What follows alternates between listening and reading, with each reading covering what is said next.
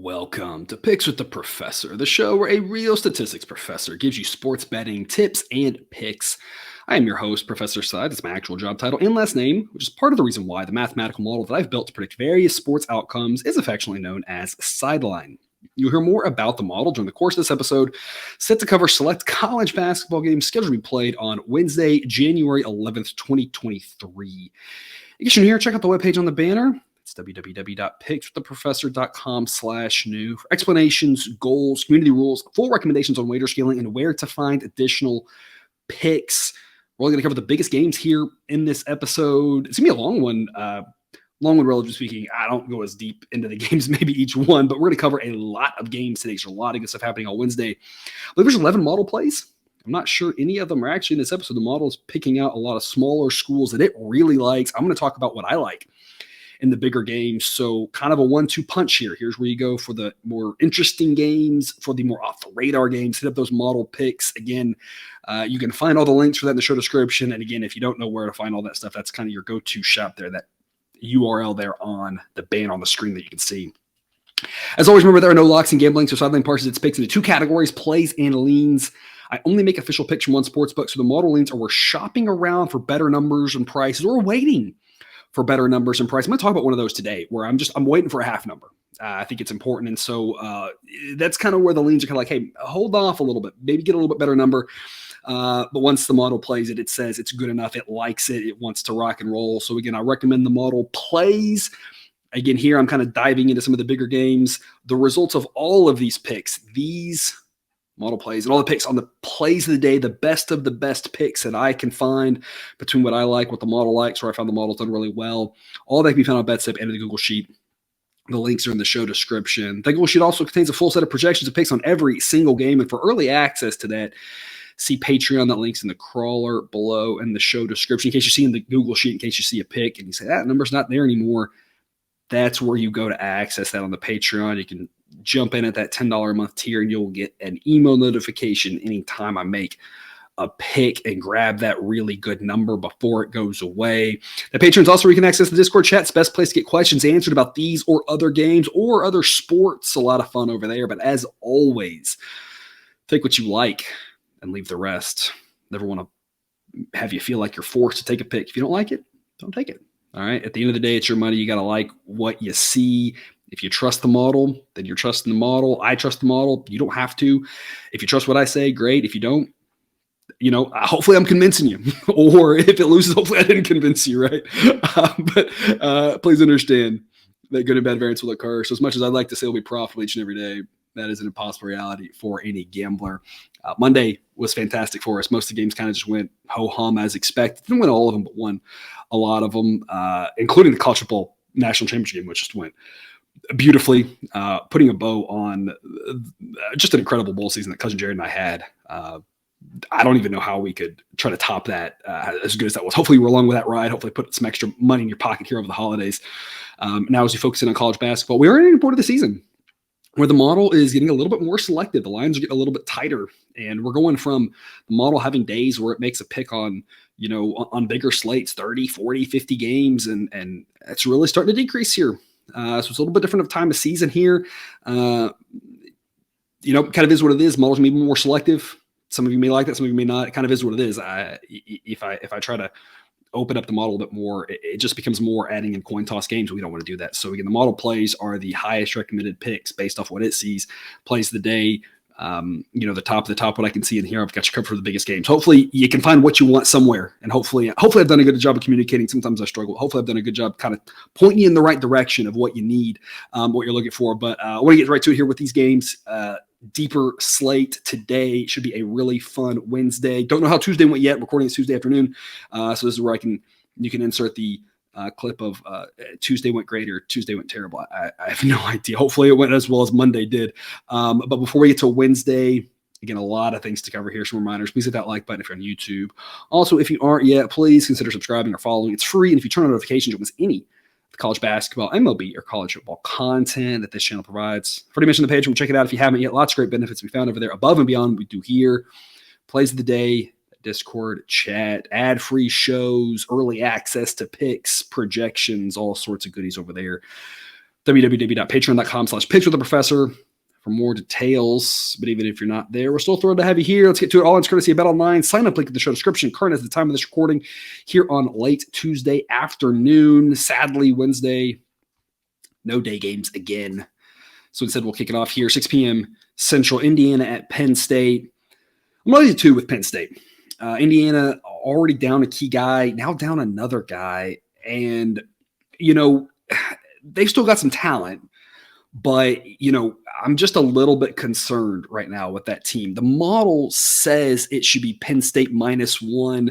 The model does a pretty good job of picking up on injuries and how all that's playing out, but it sometimes needs like a game to really pick up on the data and see what's happening. I'm not doing it manually with injuries simply because there's like 300 teams. That would be impossible. And so I've kind of built a system where it can kind of figure this stuff out, and it figures out really well. But sometimes it does take that first game with one of those guys going out last game. I think it might need a full game here to really kind of see what Indiana is doing now going forward. So again, the model says Penn State -1, but if I were to kind of manually look at that and adjust it for that most recent injury, it might go from Penn State -1 to, Penn State minus probably 2 to 3, maybe close to 4. I don't think it would go higher than that. But I think it would kind of take it from right now it would still say, and obviously at full strength, Indiana's the better team. I don't think there's a ton of debate there, but Indiana's not at full strength right now. So I think we're going from somewhere between Indiana, maybe the better team, to now down a couple guys. Maybe these two teams are about the same, right? And so at home, I'm going to lay the 2 with Penn State. I love laying a number like 2. Talked about this a lot. 1 is not an extremely common outcome. And then if you're laying 2, that means you're unlikely to lose the wager. You might push it. At 2.5 is a little bit tougher of an ask, but at 2, I think Penn State's a reasonable play here. Again, Indiana's a really good team. They've got a lot of depth, but just not completely healthy at this point. Has me a little bit worried about that. So I'm going to back Penn State. Again, model says 1, but if I were to manually kind of adjust for what we saw in that last game, I really think it would probably tell us more like 3 or so. And so I think that makes Penn State -2 the right side. Obviously, if you never know where this is going to go, but if this gets out to Penn State -4, it's a different story, right? But at 2, I think laying 2 with Penn State's a pretty reasonable thing to do. With regards to totals 142, model says 142.1. But again, with the recent injury now, I don't really think the total is worth messing with. You never really know when a guy gets hurt exactly what a coach is going to do, with that week of practice with regards to changing something up. It's just a little bit of a question mark. So buyer beware on the total here. Just a little bit of a caution of never quite know how that's going to really affect, and how that trickle-down effect is. As a teacher myself, and I taught high school for a couple of years, it's the old adage of, we have that problem maker kid in your class. You always want that kid gone, but when that kid leaves, you never really know who that kid was keeping in check and what the next kid's going to do, right? And so it's one of those things where you just don't quite know how the injury stuff's going to play out with regards to just the tempo. Changing the chemistry, changing the defense might make it a little better, might make it a little worse. You just never really know. So the total, I think, is, to me, just a complete stay away in this one. But I think at 2, I think laying it with Penn State makes some sense. That's what my recommendation is there. Also at 6 p.m. Central, Alabama at Arkansas. Alabama is a 1-point favorite, also at -105. So it's basically a pick 'em here. Obviously, you lay the one with Alabama if they win by 1. Again, we talked about not likely, but you might push. But I don't think that's really a problem here. Model says Alabama -0.4, but if I look under the hood here, it also tells me that it's leaning towards Alabama, and it's closer to the number right now at -1 is actually closer to where it would take Bama than it is Arkansas. And so that's where I'm going to lay the one with Alabama. It's not a model play, but I think that it's close. It's closer to a model play than Arkansas. And B, I just think it's the right side to be on here. This Alabama team is really good. Not that Arkansas isn't, but Arkansas seemingly goes through spurts where they kind of range from, good to great, where this Alabama team just looks really impressive. Obviously, it's a road game, so it won't be easy, but I'm giving Arkansas a full 3.5 points for home court edge. It's about the most I can give based off all the data that I've seen. It's kind of that max effort there. And I still can't make Arkansas favored. And so since I can't make Arkansas favored and it's basically a pick 'em, I'm just going to take Alabama to win on the road. I think they're a better team. I think they can get it done. It's not a strong play because it's not really a bad line. It's just I kind of think in the model, again, looking into it, would probably say more like Alabama -1.5, -2 is probably a better number. So I'm going to wait with Alabama. I think it's the right side. They're the better team. With regards to total's 151.5. Model says 150. I'm not touching the under. But 151.5 is just too high. Also take the over. I think it's kind of a stay away on the total. When you look at the pace should be there for a lot of points. But both of these defenses are actually pretty good. And Arkansas's defense specifically, I mean, both defenses are right about the same. Alabama's offense is incredible, of course.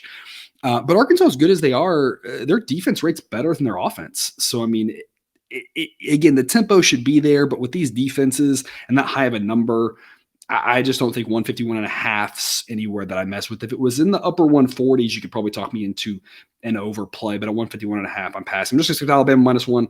I think they go on the road and get the job done. I'm going to back them to win. 6 p.m. Central, a little bit of an under-the-radar game, but one that should really be somewhere on one of your TV sets. And, of course, I say that. I'm giving you like 7 games at 6 o'clock. So you might be using the previous channel button or flipping between your apps or whatever here. There's a lot of good games, but don't miss out on this one. Charleston at UNC Wilmington. Charleston's 16-1. UNC Wilmington's 14-3. You've got 2 teams in the Colonial Athletic that whoever comes out of that conference can definitely make some noise in March. These are above average teams. They're unlikely to get an at-large bid, but these are solid teams that are going to be solid, 13 seeds, 12 seeds, something like that, depending on how everything shakes out come tournament time, whichever team comes out of this. And these might be the 2 top teams in that conference. Should be a really good one. Charleston's the better team, but on the road, this should be a fantastic contest and one you don't want to miss out on here. Charleston's a 1.5 point favorite. Sideline says they should be favored by 1.2. Sideline leans Charleston -1.5, but on the road, I don't know. The problem with this one, looking at a side, for me, it's more entertainment. I want to see who wins. It's hard to fade Charleston. They are 10-4 against the number, but it's hard to fade UNC Wilmington. They're 10-4 against the numbers. So you've got 2 teams that have been really good to bettors playing each other here. So like I said, I think it's just going to be an interesting contest. Should be a tight one. Better team on the road. Who the heck knows how it'll play out. But I think there's an angle to be had here on the total of 145. I'm going to go under that. Sideline says it should be 143.5. So it's only a small edge according to the model. But knowing that this might be the biggest game in conference play, potentially, for either one of these teams, you've got a lot of ways this can slow down. You could have a slow start, these teams feeling each other out. You could have a slow ending, kind of like that Army-Colgate game we had on Monday where the pace was just bonkers in the first half. And that second half, things just kind of slowed to a halt. You do obviously have to worry about fouls and overtime, but knowing, again, this is your big game, I just think there's a lot of places where this game's going to slow down. And the cherry on top is that Charleston's the team that wants to push this pace. UNC Wilmington doesn't. UNC Wilmington plays at a below average pace. They're the home team. If they're going to have a chance to win this game, they've got to play their style of basketball. They cannot get caught up in a track meet with Charleston. Now, as I'm always talking about, the location here matters. I like the under here with it being at UNC Wilmington. If it's at Charleston, it's a little bit of a different story. I think they're more likely to control the tempo at home, and that's where they're more likely to drag UNC Wilmington into a higher scoring game. But I think in general, this will be a lower scoring game. Doesn't mean that it will hit under because you never know, again, about fouls and overtime or something. But I think that 145 is just too high. So I'm going to go under that number in that one. 6 p.m. Central, Creighton at Xavier. Xavier's a 3-point home favor. I'm going to lay it with Xavier. That's where the model leans. Says it should be about Xavier close to -4. It's a model play at -2. So if you can drop that, like I'm always talking about, I love laying 2. The math just really is on our side at laying 2 in a lot of different areas. Laying 3, I still think it's worth the investment here for Xavier. Xavier's a fantastic team. But I like the 2 a little bit better. You're turning a 3-point win from a, at 2, you're turning a 3-point win from a push to a win. And if it's 2, you're turning a loss to a push, right? So at 2 would be a lot better. If it gets there, I don't know if it will. Never know where the number's going to go. This game's over 24 hours from when I'm recording this. So there's a lot of chance for that movement. But at 3, I still think Xavier makes sense. Again, model says 4. Both of these teams are really good. This is just really about Xavier having a fantastic home court advantage, and I think they can get the job done at home. And there's only so many ways they can win and not cover the bet. Once you start talking about laying 4, 5, 6, right, there's a whole lot of possibilities of them winning a tight one. But here, there's not that many. There's a few, but Xavier's just got a great home court advantage. Both teams have at times looked really, really good this year. It should be a fantastic contest. I'm just going to trust the home team covering a small number. It's really that simple. With regards to total, it's 153. Model says 154.4.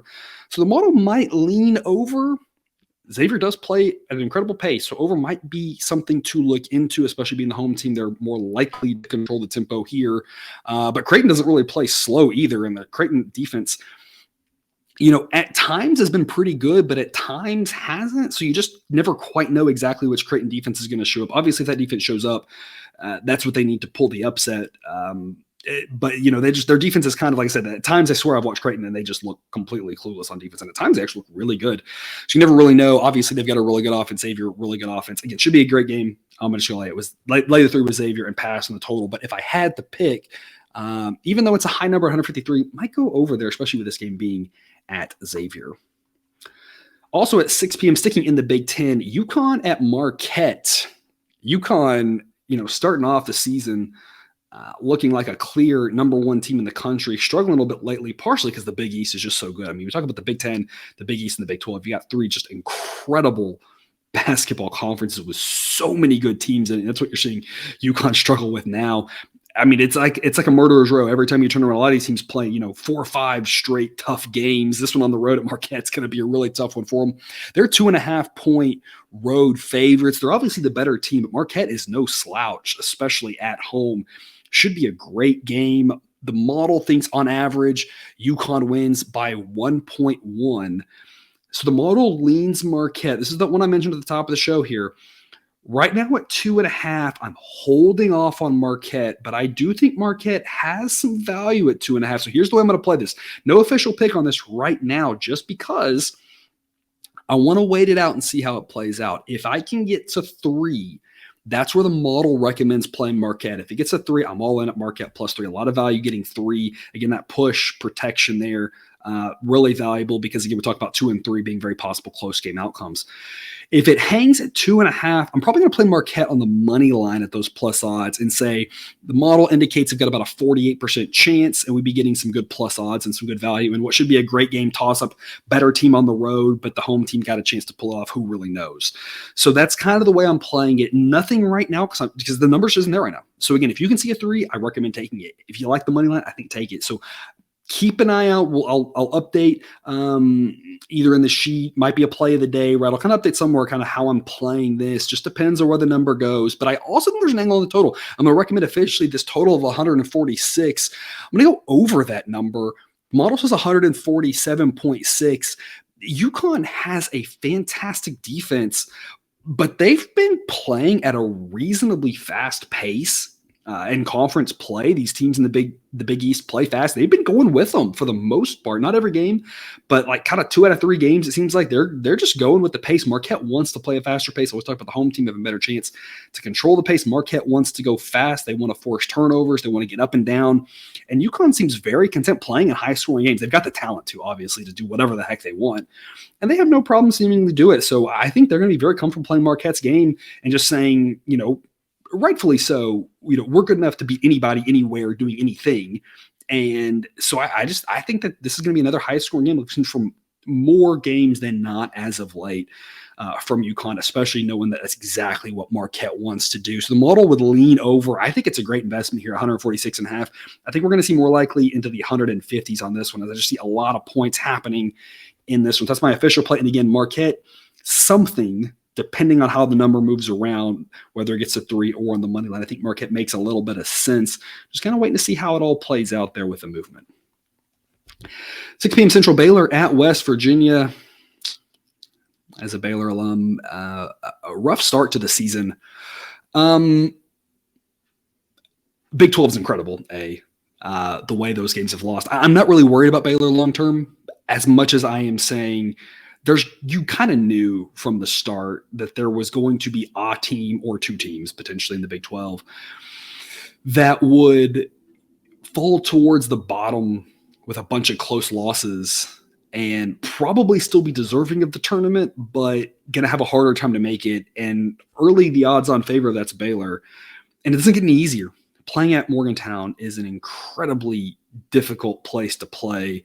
I'm going to lay the one with West Virginia. I'm going to fade Baylor again on this one.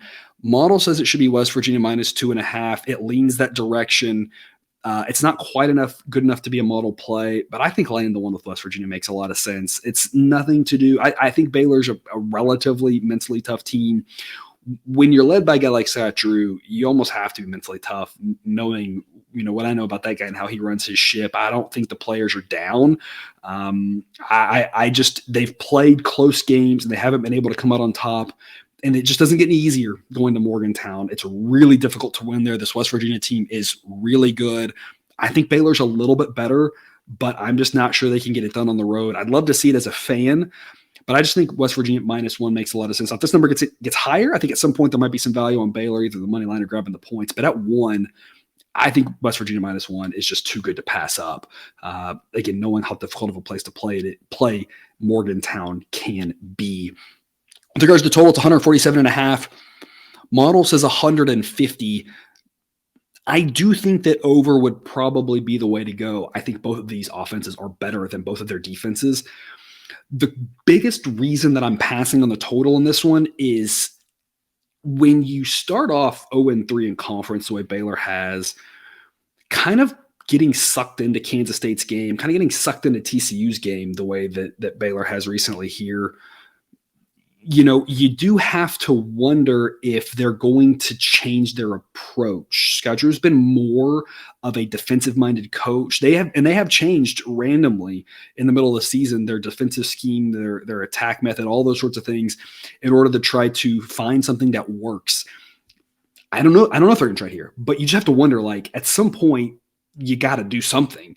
And so I'm a little bit worried about the total. If Baylor plays the way they've been playing, knowing that them and West Virginia both have been an above average pace, the offenses are so great, I think over makes sense. I'm just a little bit nervous that if they all of a sudden decide to come out and say, we're going to try to, emulate Virginia basically, or Charlotte or North Texas or these teams, if they switch up their defense or something like that, that's where you just never really know exactly how the pace, how the style of the game is going to play out.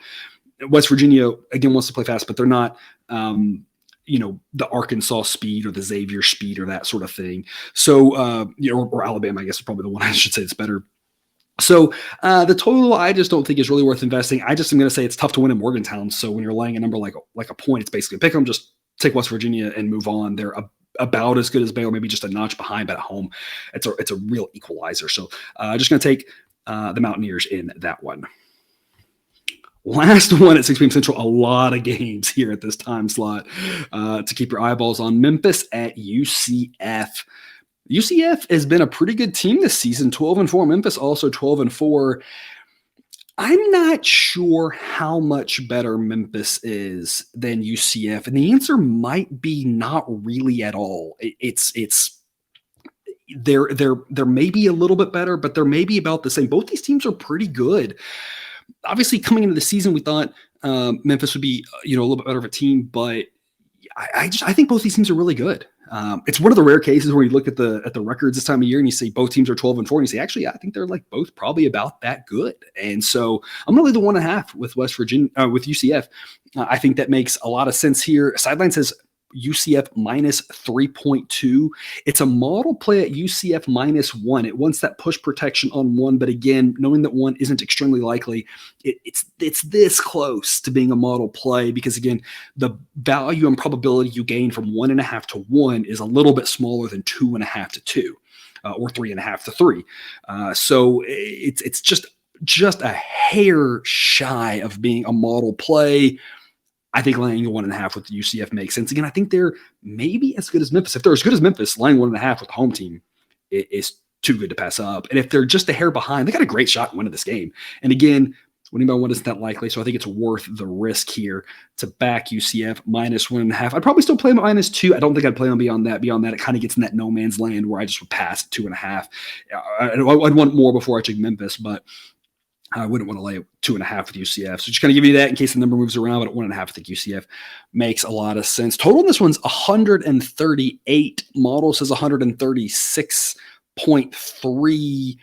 Going to be a fascinating matchup here with regards to styles. UCF, one of the slower teams in college basketball, not quite Virginia level, not quite Charlotte, UNT, but pretty close. Memphis, on the other hand, one of the faster teams in the country. Efficiency-wise, these two teams are neck and neck on all the efficiency metrics when you look at offense and defense. Again, both really good teams, but it's going to come down to the style of this one, who controls it. So a total, again, probably not a great investment because there's a high variance here. If one team kind of lets the other team rope them into that style of game, it's either going to fly way over or go way under. So it's really just not a great investment, in my opinion, personally.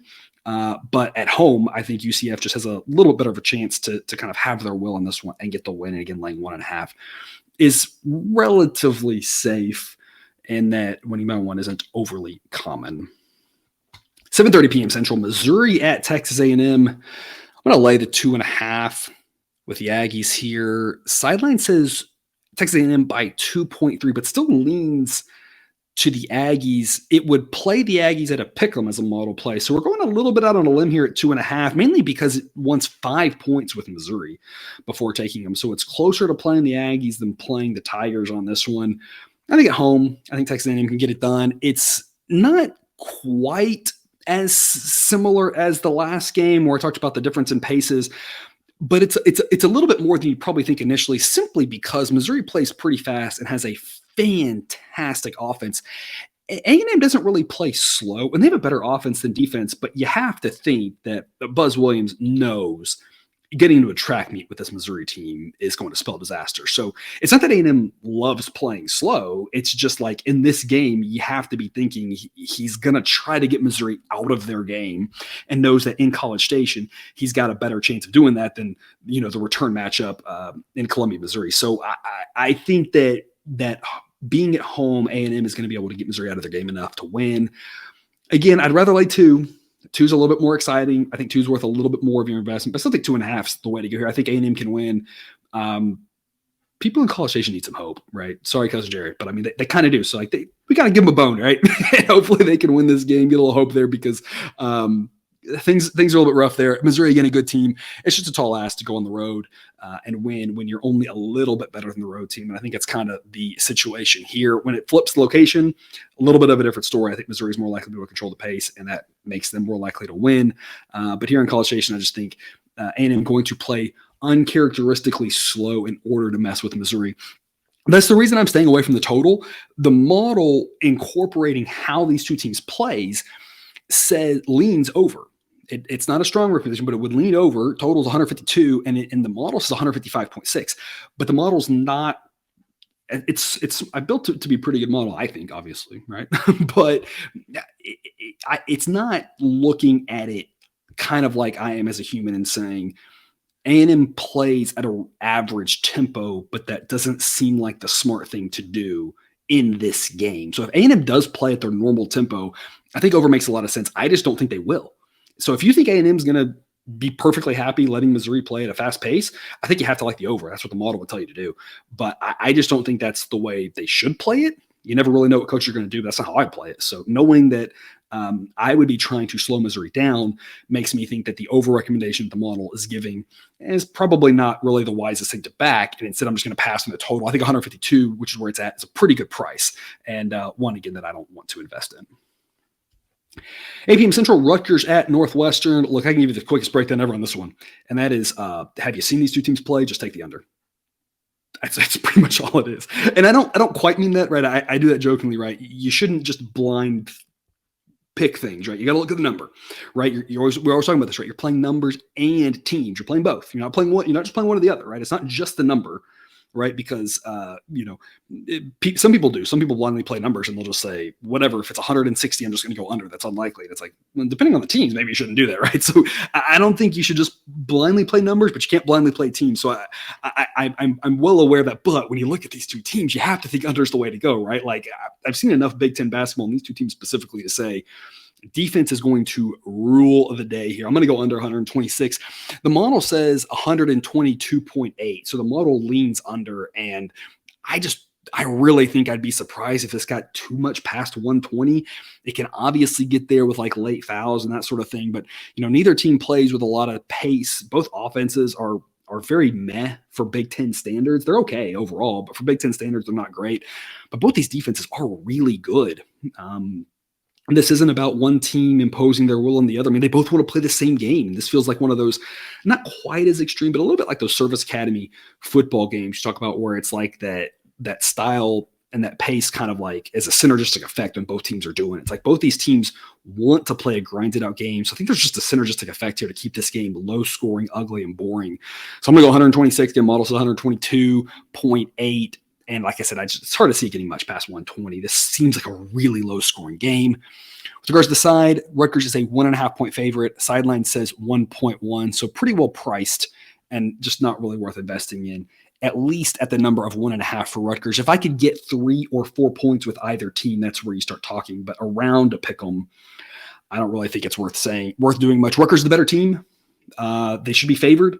But on the road, Northwestern, we've seen have a little bit of a pulse, and they're just a highly variable team. I don't really want to back Northwestern, but if I got enough points, I would. And I don't really want to fade them at home, just because again they've shown signs of life. So just too much variance in this game. I don't really know what's going to happen. It should be ugly, low scoring. And again, I do think Rutgers is really good, but on the road, I don't know. They probably win, but I think I would need to be getting points with Rutgers on the road before I was really excited about playing it personally. So maybe you lay it with Rutgers. I mean, I wouldn't tell you not to, but we've just seen, again, Northwestern have some life of late, and at home, it's just not really like my favorite play. There's just a lot of other plays I like better, I guess is what I should say, than taking Rutgers, including in this game, the under, because like I said, I think it's going to be pretty boring. Also, at 8 p.m. Central, TCU at Texas. I can give you a quick explanation on this one too, which is I don't know in the Big 12 who's really that good. I think Kansas is good, right? I think they're probably at the top. And I'm probably going to botch this because I'm just literally doing this off the top of my head. But Iowa State's pretty good. Kansas State's pretty good. West Virginia's pretty good. I still think Baylor's pretty good. TCU and Texas are both pretty good. Tech's pretty good, right? I feel like I probably named Oklahoma State's decent. Oklahoma, I guess, might be the worst team. I don't. It's just like a lot of good teams, and they're all really close. If you check Twitter out, people are talking about this all the time. That the entire conference is in like the top 40 of anybody's ratings, and that kind of just goes to show they're all just kind of jumbled together. So, hey, give me 6.5 points. If Kansas isn't involved or Oklahoma is not involved, sure, just give me 6.5 points and I'll move on, right? Like, I don't even know what's going to happen, but that's just a lot of points for all these teams are really good and anything can happen. That's kind of the short and simple of it. With regards to model says Texas by 6, but at 7 plays TCU. So I think that's of note. A lot of times the model wants about 2 points of an edge. Sometimes more if the number's bigger. Only needs 1 point here with TCU. It says 6, only needs that 1 point of 7. Again, we talk about 7 being kind of a key-ish number in college basketball. It's not, make sure you hear the disclaimer here. It's not key relative to football, right? Football, 3s and 7s are just so key, right? But, in college basketball, it's not like that. But of all the numbers, it's the most key-ish, right? It says 7 as a play. I still think 6.5 makes sense, though, just from a human standpoint, looking at it, because in these Big 12 games, so many I have no idea what's going to happen. Just give me the points. It should be a good game. Get my popcorn out, root for a close game, and then I don't really have to care how it plays out at the end, as long as I'll just be rooting for not overtime. I'll just be rooting for someone to win by 2 or 3 at the end, right? So I love grabbing the 6.5 for TCU. I kind of like money line as well for the same purpose of just give me some massive plus odds and just say, hey, maybe they'll pull it out, right? That's kind of the long-term strategy with plus odds, is just try to go, and that's what we've done with our plus odds plays of the day over on Patreon. If you've been with us over there, right? I think we're 500 on the year, massive profits, because we're just trying to go 500 at these big plus odds, right? And that's kind of the same sort of thing here. So I just think grabbing the points makes sense. I don't know what's going to happen. Both these teams are good. Texas is the better team. I'll give them that. But TCU's looked really good, coming on strong.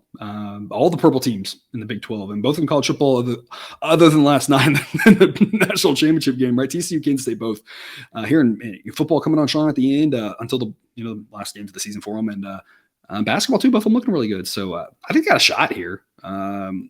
Texas, slightly better at home, but that's just too many points. So I really like getting the 6.5 here with TCU. Total's 145.5. Model's almost recommending a play on the under. Sideline says 140.4. If it gets to 146, the model says play under. I'm very hesitant to do that. Both of these teams have shown a propensity to get engaged in much higher scoring games than we'd expect. Then they randomly pop off and go back to a lower scoring game. There's just a lot of variance with the totals here. So again, the model would like the under here, but I'm just not convinced personally that the under is a smart play here. I just don't want to mess with the total. If you made me, I'd go under. I just feels like a lot of points for how good these defenses are, but both these offenses have been looking pretty good, and the tempo's been there. So, again, I'm just going to pass on the total. Give me all the points with TCU. Again, model plays it at 7. I still think 6.5 makes a lot of sense. So I'll be investing at that number.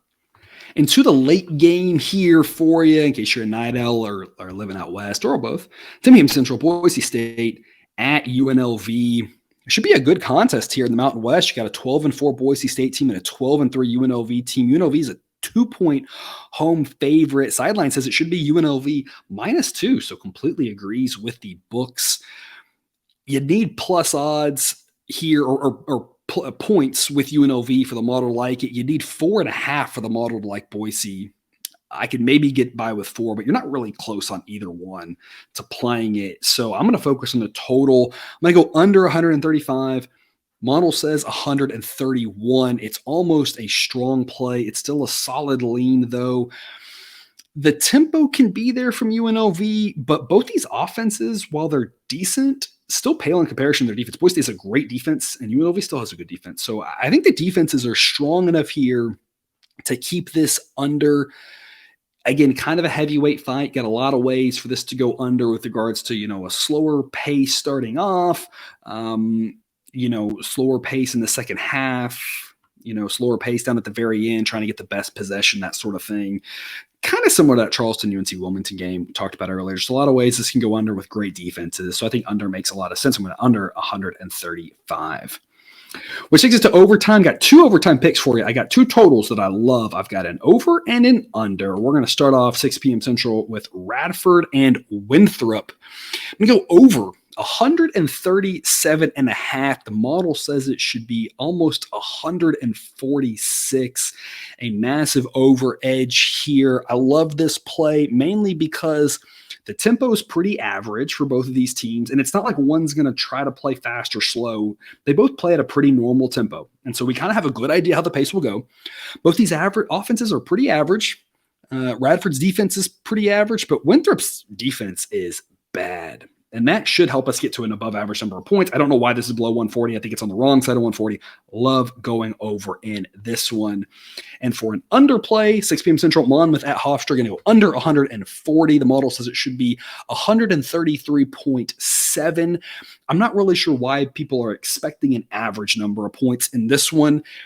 Hofstra is a 20-point favorite, 20.5-point favorite. Model says 20.8. They are going to blow the doors off of Monmouth. And this second half should get really sleepy. Monmouth's offense is terrible. They're going to have a really hard time scoring.